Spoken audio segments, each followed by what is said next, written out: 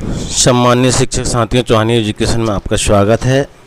आज हम त्रिस्तरीय पंचायत आम चुनाव 2022 से संबंधित वीडियो, जिसमें भाग एक मतदान दल के द्वारा मतदान केंद्र पर मतदान से पूर्व कौन कौन सी कार्रवाई की जानी है इसके विषय में, और मतदान पेटी को कैसे सील किया जाता है इसके विषय में हमने इसके भाग एक के वीडियो में देखा। अब मतदान प्रारंभ होने की स्थिति में क्या क्या दल को करना होता है इस वीडियो में हम भाग 2 में देखेंगे। आइए, अगर आपके द्वारा चैनल को सब्सक्राइब नहीं किया गया है तो चैनल को सब्सक्राइब कर लें और बेल आइकन को प्रेस कर लें, जिससे कि वीडियो की नोटिफिकेशन आपको प्राप्त होते रहेगी। साथियों, जैसा कि आपने देखा कि मतदान हेतु प्रशिक्षण प्रारंभ हो चुके हैं। प्रशिक्षण में भी आपको सभी प्रकार की जानकारी दी जा रही है।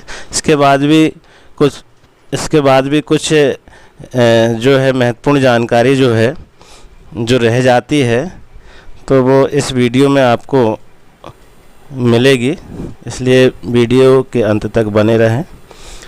हम देखेंगे मतदान प्रारंभ होने की स्थिति में मतदान प्रारंभ के पूर्व मतदान करने की घोषणा पीठासीन अधिकारी द्वारा भरा जाएगा। उक्त घोषणा में मतदान केंद्र पर उपस्थित अभ्यर्थी मतदान अभिकर्ता के हस्ताक्षर लिए जाएंगे। घोषणा में जिन अभ्यर्थियों ने हस्ताक्षर करने से इनकार किया है, उनकी प्रविष्टि भी घोषणा के नियत स्थान पर करेंगे। पीठासीन अधिकारी मतदाता सूची की चिन्हित प्रति सभी अभ्यर्थी अभिकर्ता को दिखाएंगे कि सूची में पूर्व से किसी प्रकार का चिन्हांकन नहीं है। पीठासीन अधिकारी मतदान अभिकर्ता अभ्यर्थियों के समक्ष मतदाता रजिस्टर प्रारूप 14 का द्वारा यह भी दर्शित करें कि इस रजिस्टर में पहले से कोई प्रविष्टि नहीं है। निर्वाचक की पहचान और सत्यापन की प्रक्रिया जो है किस प्रकार की होगी, इसको भी हम देख लें। साथियों, मतदाता सर्वप्रथम मतदान अधिकारी क्रमांक 1 के समक्ष उपस्थित होगा।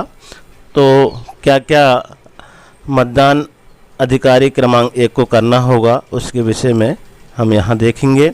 मतदाता को प्रथमतः एपिक कार्ड पहचान हेतु प्रस्तुत करना चाहिए। यदि एपिक कार्ड नहीं है तो बीएलओ द्वारा जारी फोटोयुक्त मतदाता पर्ची प्रस्तुत करना चाहिए। मतदाता द्वारा लाई गई किसी अशासकीय पहचान पर्ची को ही मतदाता की पहचान के लिए सिद्ध नहीं मानना चाहिए। प्रथम मतदान अधिकारी को यह पर्ची लेना चाहिए जो उसे किसी निर्वाचक की निर्वाचक नामावली में प्रविष्टियों का पता लगाने में सहायता करेगी। इसके बाद मतदान अधिकारी को उस व्यक्ति का नाम व क्रमांक जोर से बोलना चाहिए, जिससे अभिकर्ता सुनकर मतदाता की पहचान या पहचान पर आपत्ति कर सके। निर्वाचक की पहचान सत्यापन की प्रक्रिया जो है, इसमें हम देखेंगे 4 नंबर का बिंदु। पहचान सुनिश्चित होने पर चिन्हित मतदाता सूची में मतदाता की प्रविष्टि में नीचे से ऊपर की ओर तिरछी लकीर विकर्ण खींच करके रेखांकित करेगा। महिला मतदाता होने पर विकर्ण के साथ साथ क्रम संख्या में गोला लगाएंगे, और अन्य मतदाता की स्थिति में विकर्ण के साथ साथ सरल क्रमांक को राइट का निशान लगाएंगे। पंचायत निर्वाचन मतदान अधिकारी क्रमांक 1 ही अमिट स्याही की सीसी का प्रभारी होगा, अर्थात मतदाता की पहचान सुनिश्चित होने के पश्चात मतदाता के बाएं हाथ की तर्जनी के रिज पर अमिट स्याही लगाएगा और मतदाता को पहचान अधिकारी क्रमांक 2 की ओर भेजेगा। अब इसके बाद देखेंगे हम कि मतदाता की सत्यापन की प्रक्रिया किस प्रकार रहेगी।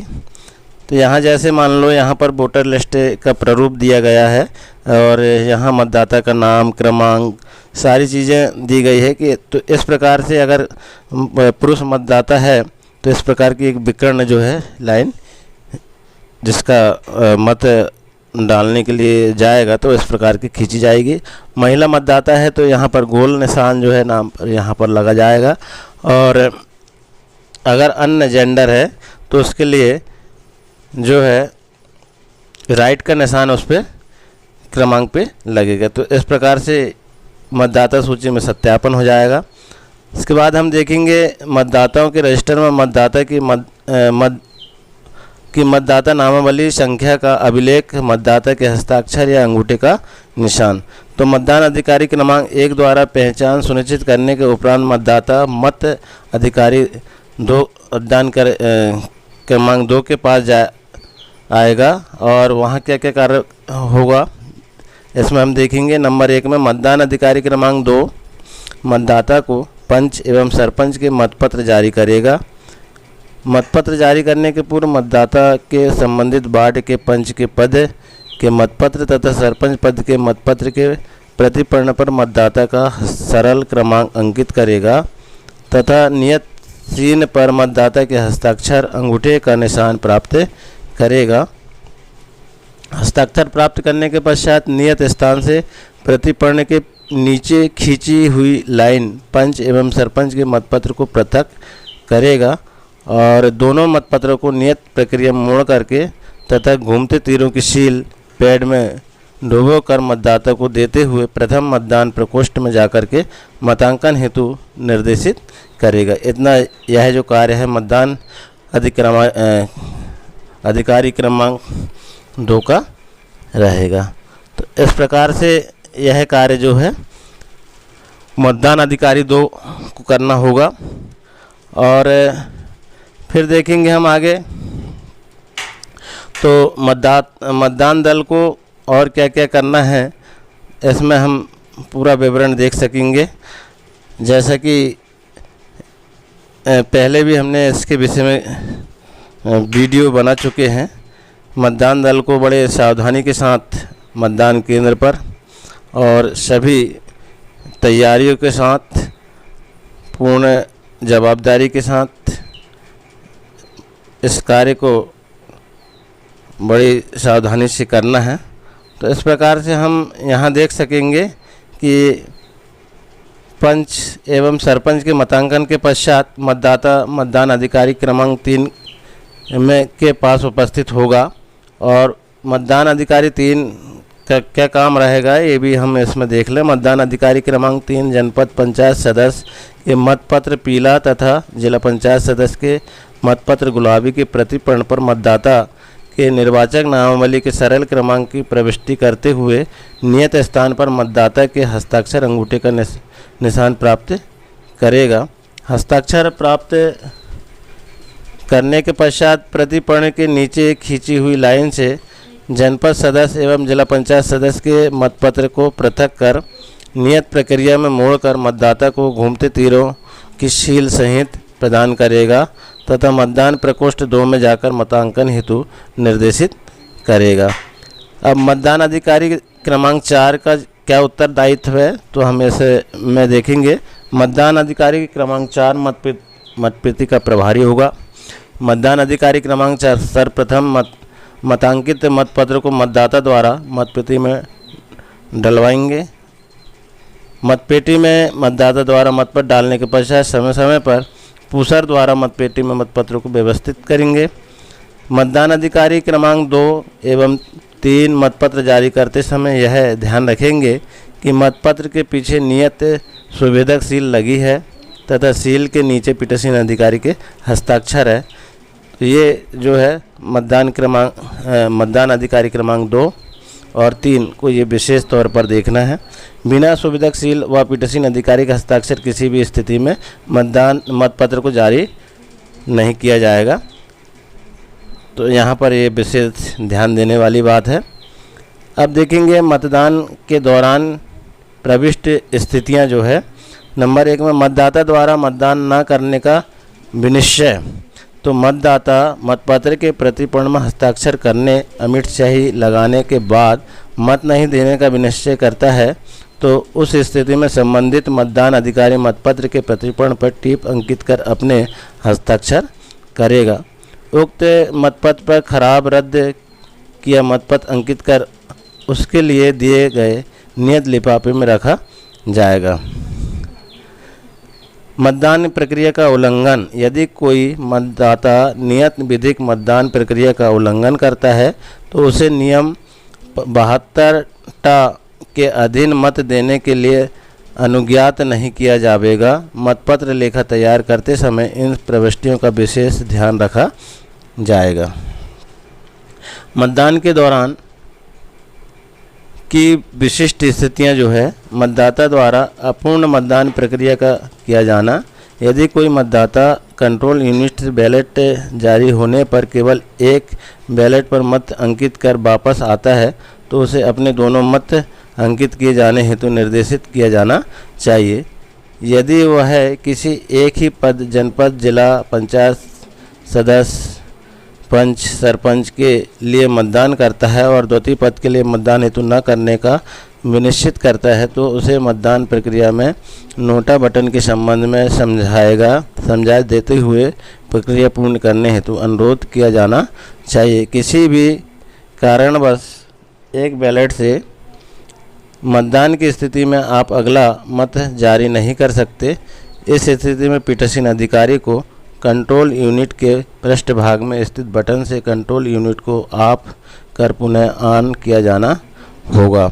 यह स्थिति कंट्रोल यूनिट बिजली लैंप बंद हो जाएगा और अगला मत जारी किया जा सकेगा। यह जो स्थिति है नगरीय निकायों में जो मत पेटी से होना है, नगरीय निकायों में जो चुनाव संपन्न होना है वो बैलेट और कंट्रोल यूनिट से होना है। तो यह जो स्थिति है वहाँ पर इसका उपयोग होगा। तो उक्त स्थिति में मतदाता रजिस्टर प्रारूप 14 के कॉलम नंबर 6 अभियुक्ति के कॉलम में प्रक्रिया पूर्ण ऑफ ऑन किया दर्ज कर पीठासीन अधिकारी लघु हस्ताक्षर करेगा। मतदान के दौरान की प्रविष्टियाँ जो है, इसमें हम तीसरा नंबर का बिंदु देख रहे हैं। मतदाता द्वारा प्रदाय मतपत्र खराब किया जाना, लौटाया जाना। यदि कोई मतदाता पंच, सरपंच हेतु जारी मतपत्र असावधानी से खराब कर दे और उसे लौटाना चाहे तो उसके संबंध में आप अपना समाधान करने के पश्चात दूसरा मतपत्र जारी कर सकते हैं। इस प्रकार लौटाए गए मतपत्र पर खराब, रद्द किया गया अंकित कर लिफाफा क्रमांक 7 में पृथक से रखें। यदि कोई मतदाता पंच, सरपंच हेतु जारी मतपत्र प्राप्त करने के पश्चात उसका उपयोग न करना चाहे और उसको आपको वापस करना चाहे तो आपको उस मतपत्र को प्राप्त कर लेना है। इस प्रकार लौटाए गए मतपत्र पर लौटाया गया, रद्द किया गया अंकित कर इसे भी लिफाफा क्रमांक 7 में पृथक से रखा जाना है। मतदान के अंत में लिफाफा क्रमांक 7 सील्ड कर सामग्री प्राप्ति स्थल पर जमा किया जाना है। इसके बाद देखेंगे मतदाता की पहचान के संबंध में आपत्ति अव्यक्षेपित मत। तो मतदान अधिकारी क्रमांक 1 द्वारा मतदाता के संबंधित प्रविष्टि उच्चारित करने पर यदि कोई अभ्यर्थी अभिकर्ता मतदाता की पहचान के संबंधित में आपत्ति दर्ज करता है तो मतदान अधिकारी द्वारा अग्रिम कार्यवाही रोककर पहले आपत्ति का निराकरण किया जाना होगा। इस स्थिति को अव्यक्षेपित मत कहा जाता है। किसी व्यक्ति के मतदाता होने के संबंध में की गई आपत्ति अव्यक्षेप पर तभी विचार किया जा सकता है जब आपत्तिकर्ता पीठासीन अधिकारी के पास 5 रुपये नकद जमा कर दे। पीठासीन अधिकारी द्वारा तो आपत्ति जमा राशि हेतु परिशिष्ट 6 के अनुसार रसीद दी जाएगी। इस स्थिति में जिस व्यक्ति के संबंध में आपत्ति उठाई गई है वह चेतावनी दे कि यदि वह सही व्यक्ति नहीं है तो धारा 171 F IPC के तहत आपका उक्त कृत्य दंडनीय अपराध है। इसके बाद हम देखेंगे मतदाता की पहचान के संबंध में आपत्ति अध्यपेक्षित जो है राशि जमा होने के पश्चात आपत्तिकर्ता को आपत्ति के प्रमाण में अर्थात जिस व्यक्ति के संबंध में आपत्ति उठाई गई है उसके वहाँ न होने के बारे में साक्ष्य तथा तथ्य प्रस्तुत करने के लिए कहें। इसी प्रकार जिस व्यक्ति के बारे में आपत्ति उठाई गई है उसे सही व्यक्ति होने के लिए साक्ष्य या तथ्य प्रस्तुत करने के लिए कहें। उक्त संक्षिप्त जांच में आप अन्य लोगों से भी पूछताछ कर सकते हैं। जांच पश्चात उठाई गई आपत्ति अभ्यक्षेप सही पाए जाने पर मतदाता को मतदान प्रक्रिया से वंचित किया जाएगा तथा पीठासीन अधिकारी परिशिष्ट 7 में रिपोर्ट तैयार कर प्रतिरूपण करने वाले व्यक्ति के विरुद्ध कार्रवाई करने के लिए पत्र सहित पुलिसकर्मी को सौंप देगा। उक्त घटना का उल्लेख पीठासीन अधिकारी की डायरी में भी किया जाएगा। आपत्ति के सिद्ध होना न पाए जाने पर संबंधित व्यक्ति को मतदान के लिए निर्धारित प्रक्रिया अपनाकर अनुमति दी जानी चाहिए और उसे मतपत्र कंट्रोल यूनिट से बैलेट जारी किया जाना चाहिए।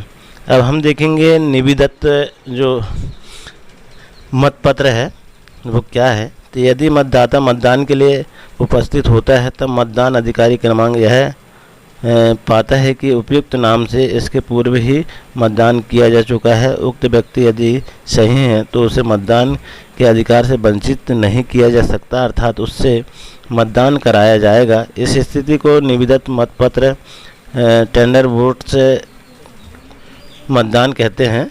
पंच, सरपंच, जनपद पंचायत सदस्य, जिला पंचायत सदस्य पद के उक्त स्थिति में मतदान हेतु प्राप्त मतपत्रों के अंतिम मतपत्रों के क्रम में जारी किया जाएगा, अर्थात अंतिम सरल क्रमांक के मतपत्र पर पृष्ठ भाग में पीठासीन अधिकारी हाथ से निविदत्त मतपत्र लिखकर संवेदक सील लगाते हुए अपने हस्ताक्षर कर मतदाता को जारी करेगा और मतपत्र के प्रतिपूर्ण पर प्रविष्टियां उसी प्रकार पूर्ण की जाएगी जैसे समान मतदाता के संदर्भ में की गई थी।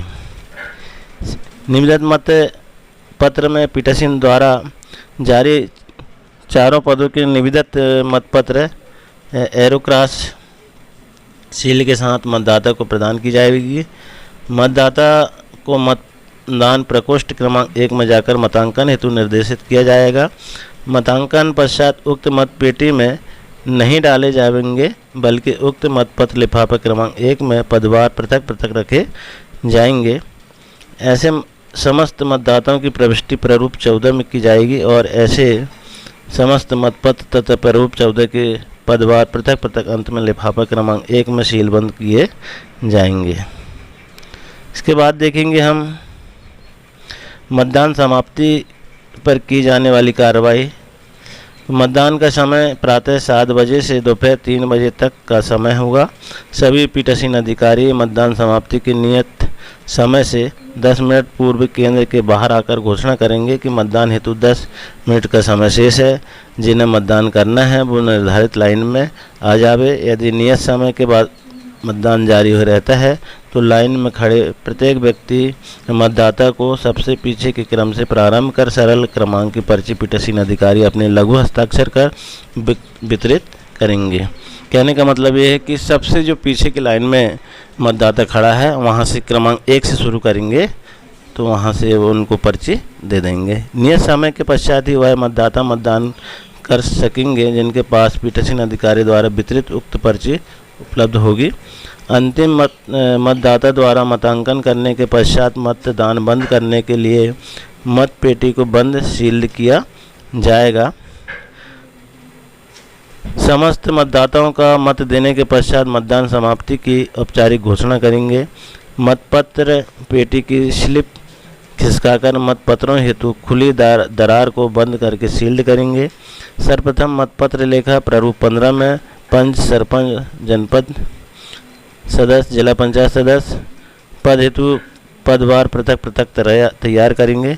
पीठासीन अधिकारी की बुकलेट में विभिन्न जानकारी दर्ज करें तथा विभिन्न लिफाफे में फाइल फोल्डर तैयार करेंगे। इसके बाद जो है मतदान की समाप्ति पर की जाने वाली कार्रवाई प्रारूप 15 में मतपत्र लेखा एवं प्रारंभिक गणना का परिणाम यहाँ पर इस प्रपत्र में तैयार कर पीठासीन अधिकारी जो है अपनी मोहर सील कर लगा देंगे। और इसके बाद और क्या करना है तो मतपत्र लेखा प्रारूप 15 पंच पदों हेतु पदवार सरपंच, जनपद सदस्य, जिला पंचायत सदस्य पद के लिए पृथक पृथक तैयार किया जाएगा। तैयार मतपत्र लेखा मतदान केंद्र पर उपस्थित अभ्यर्थी अभिकर्ताओं को प्रदाय कर परिशिष्ट 10 पर पावती भी प्राप्त की जाएगी। मतपत्रों का लेखा पंच, सरपंच, जनपद सदस्य एवं जिला पंचायत सदस्य पद हेतु पृथक पृथक लिफाफा क्रमांक 5 में सील बंद किया जाएगा। पीठासीन अधिकारी की डायरी के भाग 1 को पूर्ण किया जाएगा, जिसकी सभी प्रविष्टियाँ अत्यंत महत्वपूर्ण है, अतः सावधानीपूर्वक भरेंगे। डायरी के भाग 2 की प्रविष्टि पंच, सरपंच, जनपद सदस्य एवं जिला पंचायत सदस्य पद की गणना के उपरांत किया जाएगा।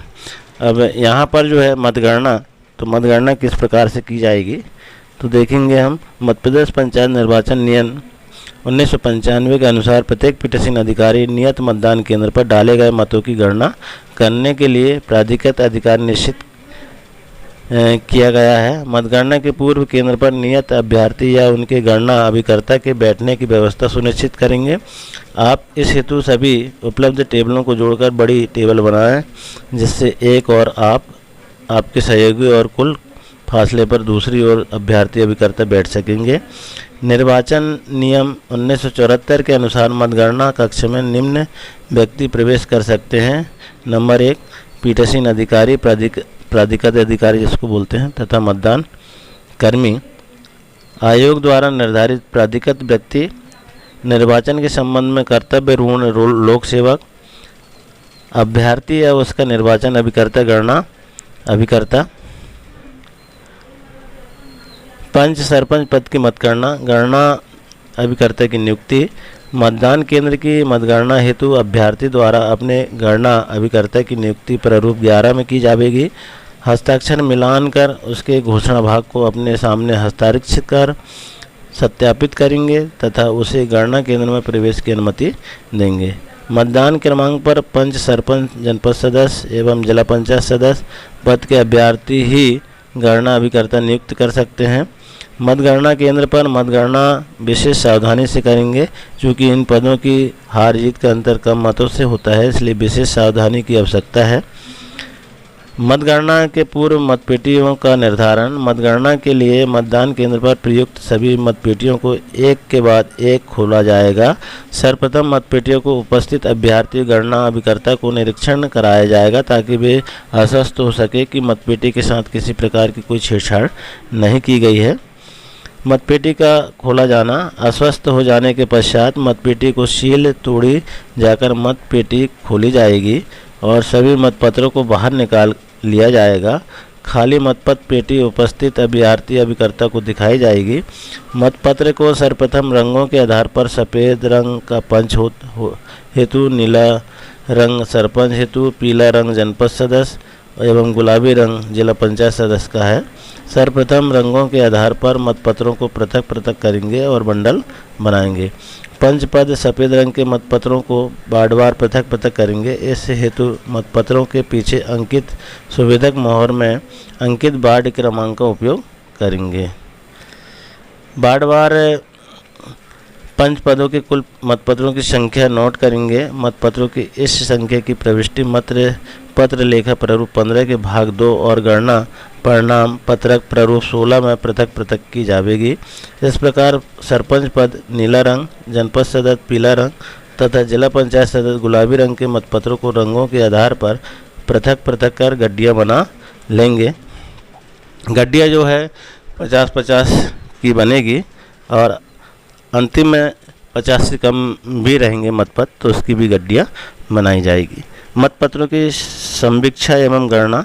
पंच पद के लिए वार्डवार बंडल बन जाने के पश्चात क्रम से मतपत्रों को अभ्यर्थीवार छंटनी और उसकी समीक्षा की जाएगी। अभ्यर्थीवार समीक्षा करते समय ऐसे मतपत्रों को अलग रख दिया जाएगा जो संदेहास्पद है, अर्थात जिन्हें देखकर आसानी से यह निश्चित नहीं किया जा सके कि वे वैध है या प्रतिक्षेपित है। अभ्यर्थीवार प्रतिक्षेपित तथा संदेहास्पद के बंडल पृथक पृथक होने के पश्चात सर्वप्रथम प्राधिकृत अधिकारी पीठासीन अधिकारी संदेहास्पद मतपत्रों के बंडल को एक एक कर समीक्षा करेंगे तथा संदेह समाप्त होने पर यदि मतपत्र किसी अभ्यर्थी के पक्ष में मान्य किया गया है तो उसे उस अभ्यर्थी के बंडल में सम्मिलित करेंगे। संदेहास्पद बंडल से जो मतपत्र अंतिम रूप से प्रतिक्षेपित खारिज किए जाएं, उन्हें प्रतिक्षेपित खारिज के बंडल में सम्मिलित करेंगे। अभ्यर्थी अभिकर्ता के संतुष्ट होने पर अभ्यर्थीवार मतों की गणना की जाएगी और गणना परिणाम की प्रविष्टियां सुसंगत परिणाम पत्र पंच हेतु प्रारूप 16 में की जाएगी। प्रतिक्षेपित खारिज मतपत्र पर सील लगाना आवश्यक होगा। प्रत्येक प्रतिक्षेपित मतपत्र के पीछे इस प्रयोजन के लिए आपको प्रदाय निम्नलिखित मोहर अंकित की जावे तथा सील में निर्धारित जगह पर मतपत्र खारिज करने के कारण का उल्लेख किया जावे। तो यहाँ पर खारिज करने के लिए प्रतिक्षेपित जो है आधार और नियम 76(1) का उल्लेख और पीटरसन के हस्ताक्षर। फिर इसके बाद में देखेंगे हम प्रतिक्षेपित खारिज मतपत्र किए जाने के कारण। निर्वाचन नियम 1995 के नियम 76 के अनुसार कोई मतपत्र प्रतिक्षेपित खारिज किया जाएगा कि यदि उस पर ऐसा कोई चिन्ह या लेख है जिससे मतदाता को पहचाना जा सकता है वह बनावटी मतपत्र है, वह इस क्षतिग्रस्त या विकृत किया गया है कि असली मतपत्र के रूप में उसकी अनन्यता स्थापित नहीं की जा सकती, वह मतदान केंद्र में उपयोग में लाए जाने के लिए प्राधिकृत मतपत्रों के अनुक्रमांकों से भिन्न अनुक्रमांक का या परिकल्प डिजाइन से भिन्न परिकल्प का है, उस पर सुवेदक मोहर नहीं लगी है या पीटरसन अधिकारी के हस्ताक्षर नहीं है, उस पर मतांकन का चिन्ह घूमने वाले तीरों का चिन्ह नहीं लगा है। फिर देखेंगे हम मतपत्र में एक से अधिक अभ्यर्थी के खाने पर चिन्ह लगाया गया है। मतपत्र पर मतांकन के लिए विहित उपकरण से भिन्न उपकरण से चिन्ह लगाया गया है। मतपत्र पर मतांकन का चिन्ह उसके पृष्ठभाग पर या छायाकृत स्थान के पूरी तरह अंदर बना हो।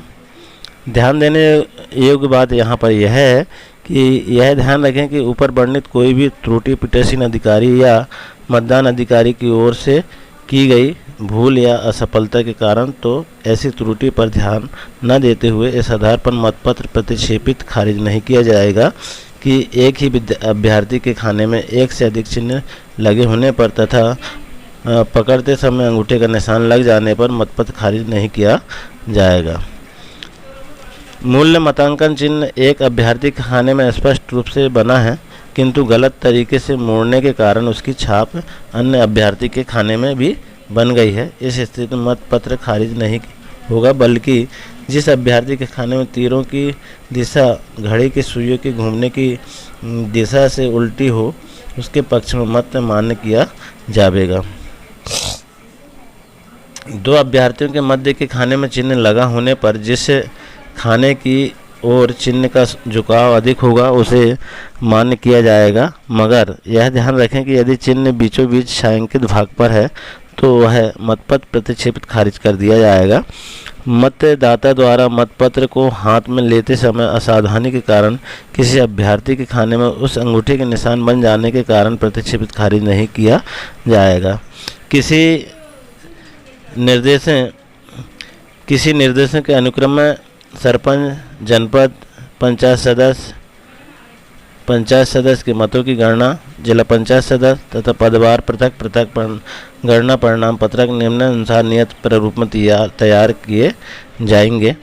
तो यहाँ हम देखेंगे सरपंच पद हेतु प्रारूप 17 लिफाफा क्रमांक 6, जनपद सदस्य हेतु प्रारूप 18 लिफाफा क्रमांक 6, जिला पंचायत सदस्य हेतु प्रारूप 19 लिफाफा क्रमांक 6। यहाँ पर गणना प्रारूप पदवार पृथक लिफाफा क्रमांक में रखे जाएंगे, अर्थात लिफाफा क्रमांक 6 4 तैयार किए जाएंगे। 4 पद के लिए 4 इसमें तैयार किए जाएंगे।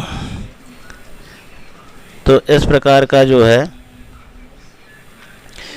विधिमान्य मतों की संख्या का अख्यापन ऐलान जो है मतगणना पूर्व हो जाने पर पंच पद के वार्डवार सरपंच पद, जनपद सदस्य एवं जिला पंचायत सदस्य पद के निर्वाचन लड़ने वाले प्रत्येक अभ्यर्थी को मिले विधिमान मतों की संख्या का आख्यान ऐलान किया जाएगा। यह उल्लेखनीय है कि इस ऐलान का अभिप्राय निर्वाचन घोषणा नहीं है। अभ्यर्थी को निर्वाचित घोषित करने का अधिकार तहसील मुख्यालय पर निर्धारित दिनांक को रिटर्निंग ऑफिसर द्वारा पृथक से दी जाएगी। मतों की पुनर्गणना जो है तो विधिमान मतों की संख्या का ऐलान किए जाने के पश्चात यदि कोई अभ्यर्थी उसकी अनुपस्थिति में उसका निर्वाचन अभिकर्ता या गणन अभिकर्ता मतपत्रों के पुनर्गणना की मांग करता है तो उसे उन आधारों का वर्णन करते हुए जिनके आधार पर पुनर्गणना चाहता है आपके समक्ष लिखित आवेदन प्रस्तुत करेगा। आप युक्तिकरणों पर विचार कर उसके आवेदन को पूर्णतः, असंतः, मंजूर या अभिमान कर सकते हैं, पर आपका निर्णय विनिश्चित कारणों सहित लिखित में होना चाहिए।